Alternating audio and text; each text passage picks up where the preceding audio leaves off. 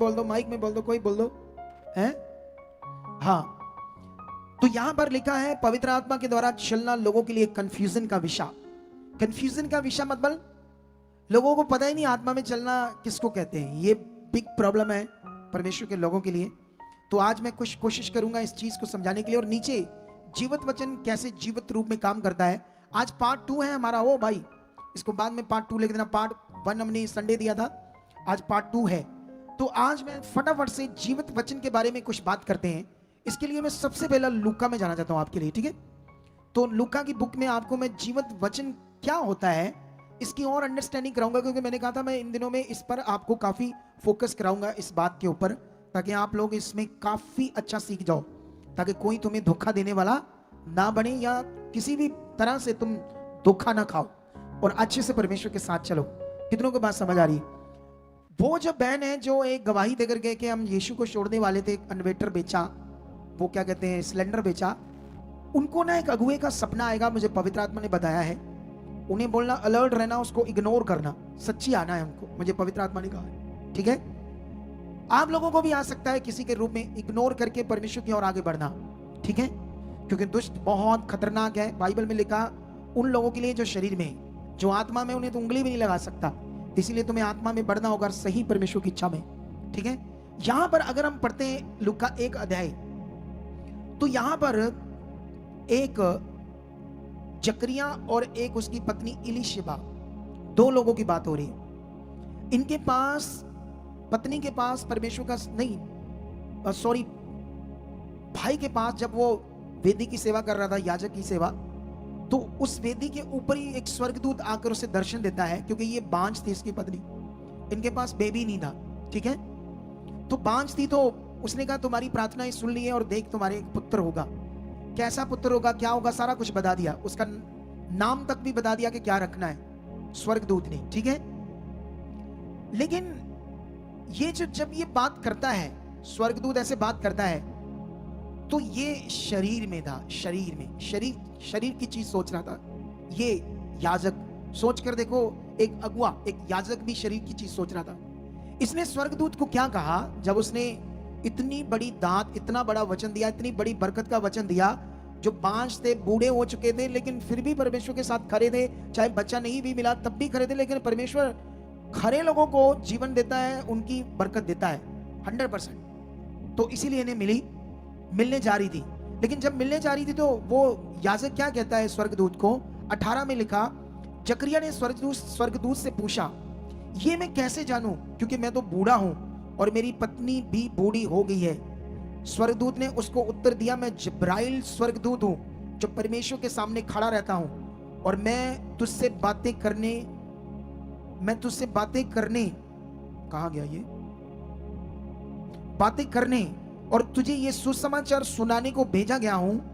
देख, जिस दिन तक ये बातें पूरी ना हो ले, उस दिन तक तू गूंगा रहेगा, बोल ना सकेगा, मतलब गूंगा नहीं, मौन रहेगा, इसलिए कि तूने मेरी बातों की जो अपने समय में पूरी होंगी विश्वास नहीं किया। कितनों को बात समझ आ रही? अब जो वचन उसने दिया, उस वचन ने काम करना था। लेकिन ये शरीर में, क्योंकि पुराने नियम का बंदा ही, अभी पुराना नियम चल रहा है, लेकिन नवे नियम को जो हम दुनिया कहती है कि मत्ती, मरकुस, लूका, यूहन्ना नवा नियम है, नवा नियम नहीं है, उसमें नए नियम का प्रभु आ चुका था।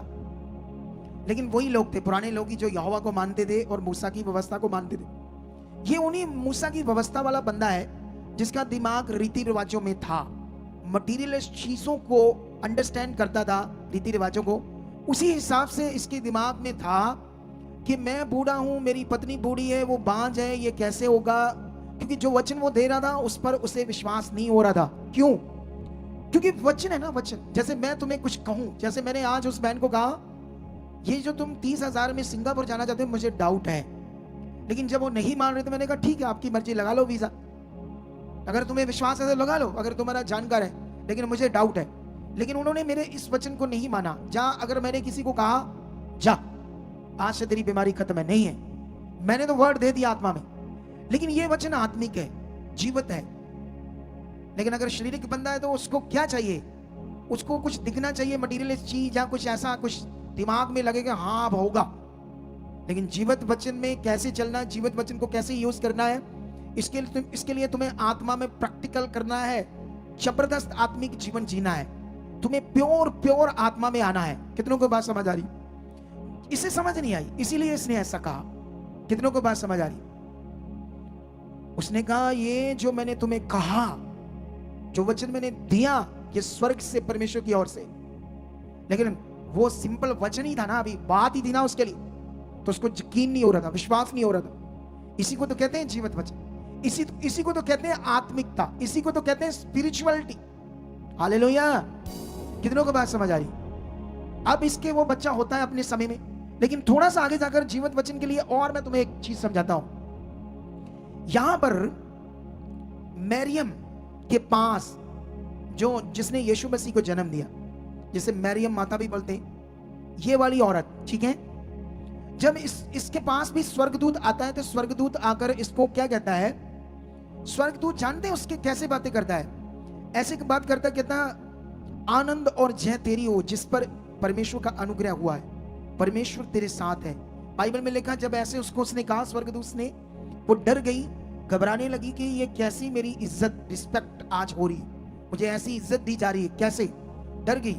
लेकिन स्वर्गदूत ने उससे कहा डर मत, और स्वर्गदूत ने कहा देख तू गर्भवती होगी, तेरे एक पुत्र उत्पन्न होगा, और तू उसका नाम क्या रखना? यीशु। सुनो ध्यान से, अब ये जो वचन वो दे रहा है, ये एक वर्ड है, वचन है, लेकिन उसने आगे से फिर शारीरिक बात की स्वर्गदूत से। स्वर्गदूत को उसने कहा मेरी तो शादी नहीं हुई, मैंने तो कभी पुरुष का मुंह नहीं देखा, तो ये बच्चा कैसे होगा? कितनों को बात समझ आ रही? अब इसका दिमाग शारीरिक रूप में लगा है। अब इसका आंसर जायज था, क्योंकि ये शरीर में, इसकी बात शरीर में, लेकिन जो वचन है वो है जीवित आत्मिक वचन, वो है सामर्थी वचन। कितनों को बात समझ आ रही? लेकिन स्वर्गदूत ने उससे कहा, 34 में लिखा, मरियम ने स्वर्गदूत से कहा ये कैसे होगा, मैं तो पुरुष को जानती भी नहीं। स्वर्गदूत ने उसे उत्तर दिया, पवित्र आत्मा तुझ पर उतरेगा और सचमुच परम प्रधान की सामर्थ तुझ पर छाया करेगी, इसलिए वह पवित्र जो उत्पन्न होने वाला है वह परमेश्वर का पुत्र कहलाएगा। और देख तेरी कुटुंबनी एलीशबा के भी बुढ़ापे में पुत्र होने वाला है, ये उसका जो बांझ कहलाती थी 6वां महीना है, क्योंकि जो वचन परमेश्वर की ओर से होता है वह प्रभाव रहित नहीं होता। हालेलुया। जो वचन परमेश्वर की ओर से होता है वो प्रभाव रहित। बाइबल के अंदर वो वचन जो तुम्हारे लिए लिखे गए, उनमें पूरी सामर्थ है तुम्हारे लिए, पूरी 100% वो जीवित वचन है। जैसे परमेश्वर ने कहा डरो मत, मैं तुम्हारे क्या हूं? साथ हूं। वो लोगों का हाल सोचो जो तेल कपड़े को ऐसे हद तक पकड़कर लेकर जाते हैं, ये सोचकर आज हम बाहर जाएंगे बिना ऑयल लगाए, बिना कपड़ा पर्स में डालकर, हमारा पता नहीं क्या होगा। उन्होंने मटीरियलिस्ट चीज पर फेथ कर लिया और जीवित वचन को छोड़ दिया, जिसने पता नहीं कितनी बार लिखा परमेश्वर ने कि मैं तुम्हारे साथ हूं, डरो मत, मैं तुम्हें सहायता करूंगा, हेल्प करूंगा, तुम्हारी हड्डियां नहीं टूटने दूंगा, तुम्हें मैं हेल्प करूंगा। ये जीवित वचन है। ये दिमाग से निकल गया जो एक्चुअली प्रैक्टिकल करना था। आज लोग प्रैक्टिकल कर रहे हैं मटेरियल को अनॉइंटिंग के नाम पर, कि इस तेल में, इस कपड़े में अनॉइंटिंग है, उसको प्रैक्टिकल कर रहे, जबकि प्रैक्टिकल करना है परमेश्वर के वचन को, जबकि प्रैक्टिकल करना है पवित्र आत्मा को, प्रैक्टिस करनी है पवित्र आत्मा में चलने की। कितनों को बात समझ आ रही? लेकिन यहां पर वो शरीर की बात कर रही है, लेकिन स्वर्गदूत उसे राइट कर रहा है। उसने कहा जो वचन परमेश्वर की ओर से होता है वो प्रभाव रहित नहीं होता। मरियम ने कहा ठीक है फिर, ओके, मैं बिलीव करती हूं, मैं प्रभु की दासी हूं, जो तूने कहा ऐसा ही हो। हालेलुया। उसने फेथ किया, आई एम रेडी, जो वचन परमेश्वर की ओर से आया मैं इसके लिए तैयार हूं। फिर उसने विश्वास किया और परमेश्वर के उस वचन ने उसके गर्भ में काम किया। तो क्या ये फिजिकल रूप में बचा हुआ या जीवित वचन ने काम किया? बोलो। जीवित वचन, बाइबल में लिखा वचन देहधारी हुआ, वचन ने काम किया।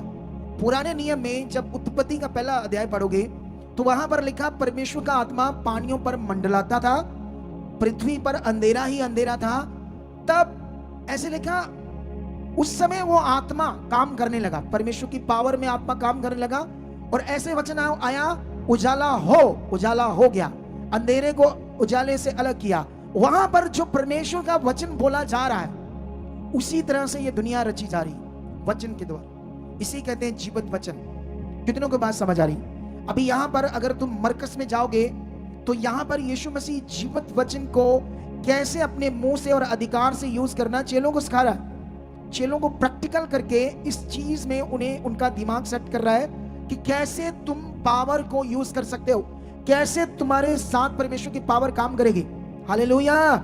जो मैं सिखा रहा हूं सेम तुम्हारे साथ भी काम करेगी। तुम भी जब बोलोगे तो परमेश्वर की पावर काम करेगी। एक्चुअली में यहां वो विषय नहीं है कि तुम्हें डिपेंड करवाया जा रहा है किसी मटीरियलिस्ट चीज के ऊपर। ये वो मिनिस्ट्री नहीं है, हमने ये करके छोड़ दिया। हालेलुया। जब हमें लगा कि इसमें कुछ नहीं है, कोई भला नहीं होता, तो हम प्रार्थना करते थे, मैं और परमेश्वर ने अगुवाई किया और मैंने उस सब चीजों को हटा दिया आत्मा के द्वारा। कितनों को बात समझ आ रही? यहां पर यीशु मसीह को भूख लगी, उसने एक पेड़ को, अंजीर के पेड़ को चेलों के सामने ऐसे कहा, सूख जा। यीशु कहता पेड़ पे फला तो फल भी आ सकता था, लेकिन पेड़ पर फल नहीं था। सूखने के लिए एक उदाहरण भी है। अगर हमारी जिंदगी में भी परमेश्वर की इच्छा पूरी नहीं हो रही तो हम सूखी हुई जिंदगी जी रहे, फल के रह जी रहे। अगर हम परमेश्वर की इच्छा पूरी करते हैं तो हम फलों से लग जाएंगे। हालेलुया। लेकिन यहां पर यीशु मसीह ने अपने चेलों को सिखाया 22 में। यीशु ने जब पतरस ने कहा, देख प्रभु तूने इस पेड़ को सूख जाने के लिए अपने मुंह से वर्ड बोला था, ये तो सूख गया। तो यीशु ने उन्हें क्या कहा? 22 में यीशु ने उनको उत्तर दिया, तुम भी परमेश्वर पर विश्वास रखो और मैं तुमसे सच कहता हूं, जो कोई इस पहाड़ से कहे, सुनो इधर देखो ध्यान से, इस पहाड़ को कहो, बोलो। हालेलुया। कितनों को बात समझ आ रही? ये है वो जीवित वचन। आप बोलो ये बीमारी को, तू खुश, खत्म है, हालात खत्म है, वो बंदा बदल चुका, मेरा काम हो चुका है, मेरा पासपोर्ट पर वीजा लग चुका। ये आपका जीवित वचन। कितनों को बात समझ आ रही? और लोग वो कहते हैं हमारी दीवारों पे दाग लग गए तेल के, पूरे घर में वो तेल लगाते रहे और जो यीशु ने सिखाया उन्होंने किया ही। कितनों को बात समझ आ रही आज? हालेलुया। लेकिन यहां पर यीशु ने कहा, इस पहाड़ को कहो, तुम्हारे जीवन में कोई भी हालात है तो उसके लिए ये वचन है। कोई पहाड़ जितना भी अगर बड़ा कोई हालात है, रोग है, तो खुदा का वचन कहता बोलो मुंह से। तो यीशु ने ऐसे कहा, इस पहाड़ को कहो उखड़, समुद्र में जाकर गिर जा। और यीशु ने सिखाया, डाउट मत करना, संदेह मत करना, जो तुम बोल रहे हो विश्वास करना कि मैं जो बोल रहा हूं वो मेरे लिए होगा तो तुम्हारे लिए वही हो जाएगा। कितनों को बात समझ आ रही है? इसको कहते हैं जीवित वचन। अब यीशु मसीह ने ये नहीं कहा कि ये पकड़ पतरस, ये पकड़ योन्ना, मेरा कपड़ा, मेरा ये चद्दर पकड़, इसको यूज करना। मत्ती नए नियम में यीशु मसीह ने एक मिट्टी के अलावा कोई भी दूसरी मटेरियल चीज के द्वारा किसी की हीलिंग नहीं की। थूक वाला कॉन्सेप्ट रॉन्ग है, चैलेंज है, रॉन्ग है, क्योंकि यीशु मसीह हमें ऐसा मैनर्स नहीं सिखाएगा। मैंने ये सिखा दिया और हमने सर्च किया। खुशबुए कहते हैं यीशु मसीह ने उसके मुंह पर नहीं थूका था, बीमारी पर थूका था। अगर बीमारी पर थूका था तो क्या थूका था? मुंह तो उसी का था ना। अगर बीमारी पर थूका था तो बॉडी तो उसी की थी, थूका तो उसी पर क्या था? जहां तक मैं समझता हूं ट्रांसलेटर की गड़बड़ है। यीशु ने जरूर ऐसा कहा होगा शायद, ए बीमारी तेरे ऊपर थू, ऐसे शब्द यूज किया, तू थू है, तेरी बीमारी तू ऐसी। लेकिन ट्रांसलेटर की गड़बड़ तो मैंने तुम्हें बता दी। अभी आने वाले दिनों में बताऊंगा कहां कैसे गड़बड़, कैसे ट्रांसलेटर के कुछ शब्द आगे पीछे हुए, ये भी टीचिंग दूंगा मैं।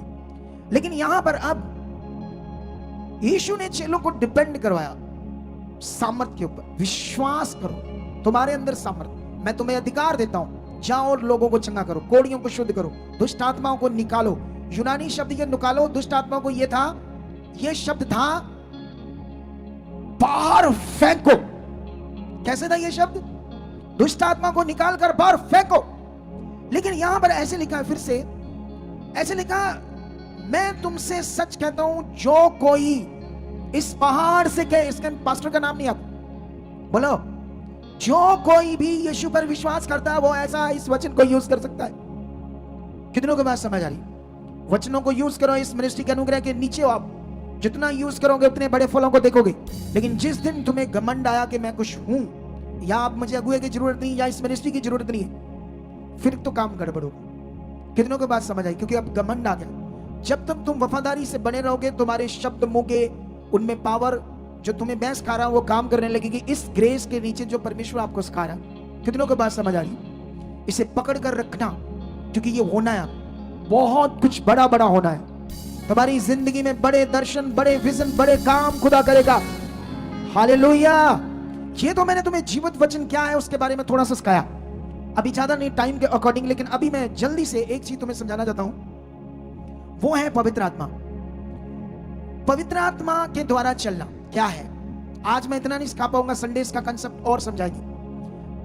अगर इसको सर्च करते हैं चलने को, आत्मा के चलाए चलने को, तो ये लिखा है लेट, ये शब्द जो है चलना, लेट को और चेक करते हैं तो ये शब्द है अगो, जिसमें आत्मा तुम्हें क्या करेगा, लीड करेगा, जैसे मैं तुम्हें लीड कर रहा हूं। यीशु मसीह ने आसान शब्दों में कह दिया था पहले से ही चेलों को, मैं जाऊंगा, तुम्हारे लिए एक और सहायक भेजूंगा, वो सरदा तुम्हारे साथ रहेगा, वो तुम्हें सब बातें याद कराएगा, वो सब बातों में तुम्हारा सहायक होगा। यीशु मसीह ने पहले सिखा दिया था चलो। लेकिन यहां पर मैं आत्मा के चलाए चलने की कुछ चीजें मैं तुम्हें समझाता हूं। आत्मा का जो चलना है नए नियम में, क्या है ये आत्मा आपकी बुद्धि में, समझ में काम करता है, आपके ब्रेन में, आपके मन में, आपकी समझ के अंदर क्या करता है, आत्मा काम करता है। ये आत्मा का काम है, जिसे तुम्हें समझने क्या करना। जैसे कई लोग बोलते ना, मैं यहाँ बैठता हूँ, यहाँ मुझे वचन याद रहता है, मैं घर जाता हूँ और भूल जाता हूँ। प्रैक्टिकल करो, मेरे अंदर आत्मा है, पवित्र आत्मा जी आपका जीवित वचन कहता है, आप इसलिए हो ताकि मुझे सब बातें याद करो। धन्यवाद, मुझे याद है वचन, हर चीज याद है। जैसे तुम ये प्रैक्टिकल करोगे तो आत्मा एक्टिव हो जाएगा काम करने। कितनों को बात समझ रही? क्योंकि आत्मा तुम्हारे लिए सहायक है, उसने करना है। लेकिन मैं जल्दी जल्दी पढ़ता हूं। आत्मा आपके जीवन के अंदर क्या करेगा? नंबर 1, आपके विश्वास को तगड़ा करेगा। नंबर 2, आपके याद को बड़ा स्ट्रॉन्ग करेगा। और परमेश्वर का आत्मा नंबर 3, आपके स्वभाव को बदल देगा और आपको इतना पवित्र करता जाएगा। नंबर 4, तुम बहुत पवित्रताई में बढ़ते जाओगे। नंबर 5, आपको इतना ज्यादा बुद्धिमान बनाएगा पवित्र आत्मा कि तुम इतने बुद्धिमान बन जाओगे। पवित्र आत्मा आपकी नेगेटिव सोच को दूर करेगा और आपको पॉजिटिव करेगा। ये पवित्र आत्मा का काम है आपके अंदर। और 7 नंबर, आपको दीन और नम्र करेगा। कितनों को बात समझ आ रही?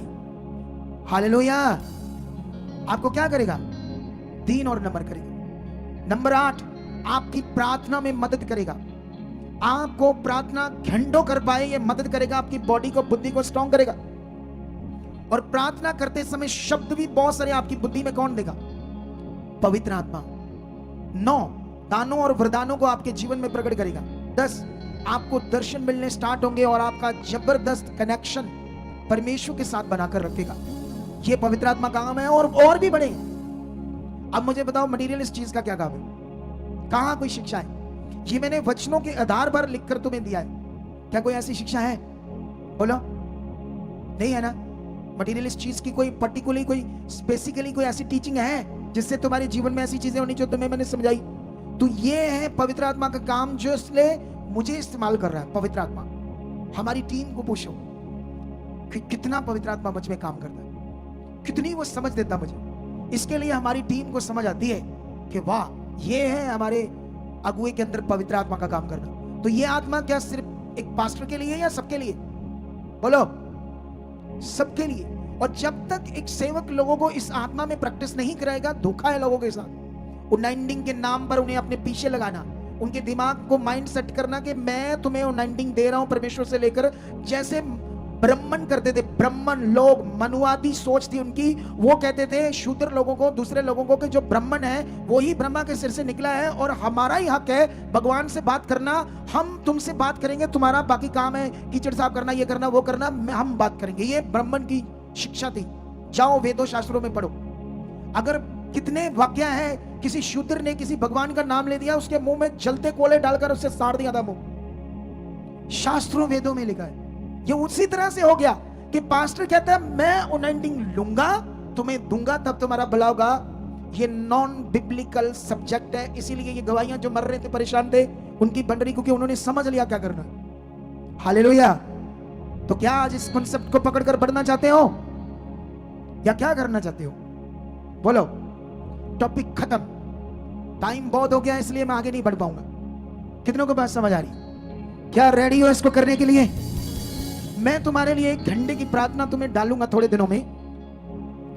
प्रेयर कैसे करते हैं, क्या होती प्रेयर, पॉजिटिव प्रेयर, क्या क्या तुमने उसमें करना है, इसके लिए मैं आने वाले दिनों में आधा पौना घंटा या जितना भी परमेश्वर मुझे अगुवाई करेगा, जल्दी मैं तुम्हारे लिए अपने चैनल पर अपलोड करूंगा, ताकि तुम उससे सीख जाओ कैसे राइट पॉजिटिव प्रेयर करते। हालेलुया। जो यीशु मसीह ने की, चेलों ने की, जो बाइबल का असली कॉन्सेप्ट है। समझ आया या नहीं समझ आया? आप बात सुनो ध्यान से। पवित्र आत्मा का दान सबके लिए। कोई भी विश्वास, अरे तुम लोगों को इतने उपवास रखाते हो, इतना उन्हें रीति रिवाज देते हो कि ताकि तुम ये करो करो तुम्हारा भला हो जाएगा, तो हम लोगों को ये बता रहे, ये करो, राइट करो। कितनों को बात समझ आ रही? और तुम करके देखो, फिर मजा आएगा। हालेलुया। तो रेडी हो फिर इसको करने के लिए, इस टीचिंग को फैलाने के लिए रेडी हो? सुनो ध्यान से। अब एक चीज लास्ट में, अब हमने 20 बोना है। एक प्रॉब्लम है लोगों में। प्रॉब्लम क्या है? जैसे लोग भूखे मर रहे, काम धाम नहीं है, तो प्रभु में आते हैं, बड़ी बरकत मिलती है। फिर उन्हें डर रहता है कि अगर हमने बोया ज्यादा, जैसे मान लो कोई इतना पैसा नहीं कमाता था, जब फॉरेन में चला गया, अब फॉरेन में उसका बन रहा है 4 लाख महीने का या 5 लाख। उसके दिमाग में इनको पता चलेगा मैं हर महीने 40,000 भेजूं, 50,000 भेजूं, एक तो ये सोचेंगे इतना पैसा कमा रहा है, और दूसरा नाले मैं फ्री में इतना देता जाऊं। ये एक नेगेटिविटी जिसमें उनका दिमाग लग गया है। मैं कहता हूं तुम्हें परमेश्वर 10 लाख तुम्हें महीने का कमाई करवाता है, तुम्हारा 1 लाख बनता, तुम 1,10,000 निकालो, फिर देखना कुछ टाइम में तुम 20 लाख कमाने वाले बन जाओ। और इसको कुड़ कुड़ करनी, विश्वास से करना, दिल से करना। कितनों को बात समझ आ रही? जितने भी मीटिंग सुन रहे हैं, इसे पूरे विश्वास से करना, दिल से। फिर देखना इस नियम में पावर है या नहीं है। मैंने खुद इस नियम को पकड़कर पूरा करके देखा है। कितने लोगों को भी मैंने देखा है इस नियम की पावर में। इसे विश्वास से अच्छे से करना, फिर देखना इसकी ताकत को, वो तुम्हें कितनी बरकत देता है। सुन रहे हो आज सारे? तो अभी ये टॉपिक जो मैंने दे दिया आपको कंप्लीट है, लेकिन इतना ये तो चलता रहेगा। अभी तो पता नहीं क्या क्या तुम्हें समझाऊंगा। आज से खुदा तुम्हारे साथ है। और बाइबल में लिखा, जितने परमेश्वर के आत्मा के चलाए चलते हैं, वही परमेश्वर के बेटे बेटियां, संतान है। इसका मीनिंग समझते हो क्या होता है? इसका जो मीनिंग है ये बड़ा पावरफुल है, जो हमें आज समझना। अगर हम इसे समझ नहीं पाएंगे कि हम अब परमेश्वर की संतान है, यीशु पर विश्वास करने से, उसके नाम को यूज करना, यीशु पे विश्वास करना, वो मेरा उद्धार करता है, और उस पर फेथ करना और उसके नाम को यूज करना। यीशु ने कहा, जो कुछ मेरे नाम से पिता से मांगोगे वो तुम्हें देगा। अब मुझे बताओ, यीशु का नाम यूज करना है कि तेल यूज करना है या कपड़ा है? हम तो यही सीधा कर रहे हैं, तो इतना काम हो रहा है, इतना लोगों को परमेश्वर बरकत दे रहा है, इतनी। अब देखो, आपने कॉन्सेप्ट चेक कर लिया, कहां वो लोग रीति रिवाज कर रहे थे और हालातों में थे, यीशु को छोड़ने वाले थे। हमने ये राइट बताया और उनका भला हो गया। अब न्याय सामने, खुदा सामने। कितनों को बात समझ आ रही? तगड़े हो जाओ, आत्मा में बढ़ो, प्रैक्टिकल करो, अपने तरीके को राइट करो। लोगों को बताने में एकदम से लोगों को बोलोगे तेल पानी के बारे में, चिढ़ जाते हैं लोग। शारीरिक, वो अभी भी शरीर में इसीलिए चिढ़ जाते हैं। उनके ये बुद्धि में नहीं बैठ रहा कि अगर ये हमें कहते हैं हटाओ, तो इसका मतलब हमें यीशु के साथ और ज्यादा राइट कर रहे हैं, हमें परमेश्वर के साथ और ज्यादा राइट कर रहे हैं, हमें आत्मा में ये और बढ़ाना चाहते हैं। हम तो ये कर रहे हैं, लेकिन लोगों को ये समझ नहीं आती। इसीलिए तुमने आत्मिक रूप में बात करनी, ताकि लोगों को समझ आए और वो हालातों से, बीमारियों से बचे और परमेश्वर का राज्य बढ़े। कितनों को बात समझ आ रही? अब तुम परमेश्वर की संतान हो। अब जब तुम संतान हो, तो आत्मा के चलाए चलने वाला जो विषय, ये बड़ा पावरफुल है। हम अब परमेश्वर की इच्छा में चले, उसकी इच्छा से बाहर न चले। लेकिन अभी इस टॉपिक को हम संडे और अच्छे से कंप्लीट करेंगे। आज के लिए इतना वचन बहुत है। उठाओ अपने बीज, पकड़ो अपने बीजों।